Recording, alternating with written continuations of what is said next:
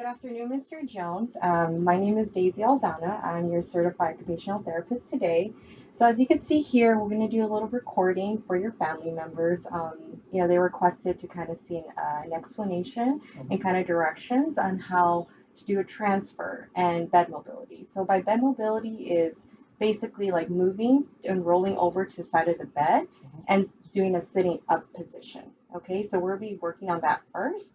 And then we're going to do what we call a stand to pivot transfer, which that means it's like once you're sitting up, then we're going to help you stand up and then kind of shift your weight towards the chair. Okay? So we're going to do the demonstration. The purpose of that is for safety and for it to be a little bit easier for you to do that transitions from one position to another. Okay? All right. So first I'm going to situate you on how to do the from laying down to a sitting up position, okay? Okay. All right, if you have any questions, please don't hesitate to ask. All right, okay. So the first thing we're going to do is we're going to bend your knees, okay, one at a time. All right, Okay. okay. As we can see here, both knees are bent, okay? And the next thing we gotta try to make sure is that the hand is laying down this way, okay? And if there's anything around your home that Mr. Jones has, like maybe kind of like the edge of the bed or to kind of hold, that would be great. If not, then laying down the hand will be okay. Okay. And then the top of his hand will be placed down here for that support once that's rolled over. Okay. The next thing we're gonna do is that I'm gonna place my left hand on top of his left shoulder. All right, and my bottom hand on the side of his hip to do that rolling transition. Okay, so Mr. Jones, are you ready? All right, I'm gonna place my hand here and place it right here, kind of side of your hip. Okay, kind of where your knees are too. Okay. All right, so on a count of three, 1, 2, 3. Great. So as we can see here, he's rolled over in a position. Okay, so the next I'm gonna do, I'm gonna move his feet kind of laying off to the edge of the bed, just like this. Okay. Once we're in that position, we're gonna what we call kind of like a teeter-totter movement. So my my right hand is gonna be placed right here on the side of his hip, and you could use your forearm here to kind of help you with that support. And with my left hand, I'm gonna go under his shoulder. So that's kind of like the teeter-totter movement, as we call it. Okay. So, Mr. Jones, I'm gonna go underneath your shoulder, okay? And my Okay. hand's gonna be placed right here by your hip. All right. Okay. And then a count of 3, we're gonna sit you up. Okay. Okay. 1, 2, 3. Okay. And you can both stabilize both your hands here for support. Okay.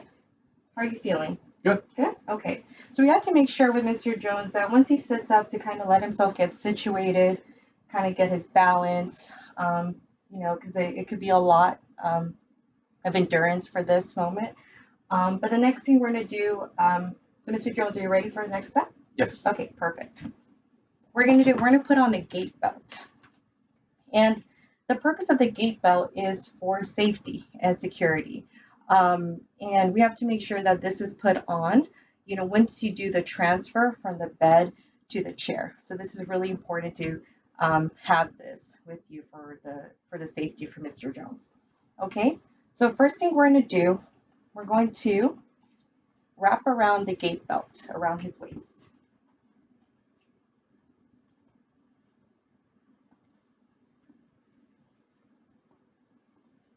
Okay.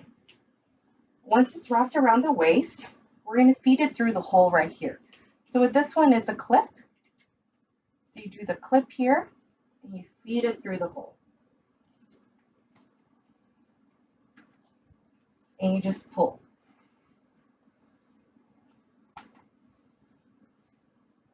Okay. One thing to keep in mind, we have to make sure that it's not too tight and it's not too loose. If you could fit 2 or 3 fingers in here, then that's a good place to have it right here for security and safety reasons, okay? For a safety precaution. Okay, how's that, Mr. Jones? Good. Okay. And you could also feed it through here just for, it won't be so loose. Okay. Now we're going to do the standing to pivot transfer, meaning to stand, and we're going to pivot our way towards the chair. Okay, but first and foremost, Mr. Jones is going to have you scoot to the edge of the bed. Okay? Okay. So have him shift his hips. You could help him here for support. So shift. Okay. So once I see his edge of the bed, we're going to make sure that his feet are in neutral position. Okay. So once that's set, we're going to place our bottom foot towards his foot and our knees towards his knees. Okay. So kind of like this for support. Now, Mr. Jones, I'm going to have you lean towards me. Okay. All right. And then we're going to shift over. Okay. Okay. This way. All right. So in this case, since we're going this direction, I'm going to go on his other side. Okay. So I'm going to place right here my left foot. Okay. My left foot here. I'm going to grab around his gait belt, and he could either put his hand over my shoulders or lean towards me. Okay. All right, Mr. Jones, you could just lean towards me, and we're going to shift. We're going to stand first. Okay. Once we stand, then we're going to pivot our way. Okay. But once you pivot our way, once you feel the chair behind your knees, use the handles to support. Okay, to grab it back there. Okay. Ready? Mm-hmm. You count of 3. Okay, 1, 2, 3. Okay.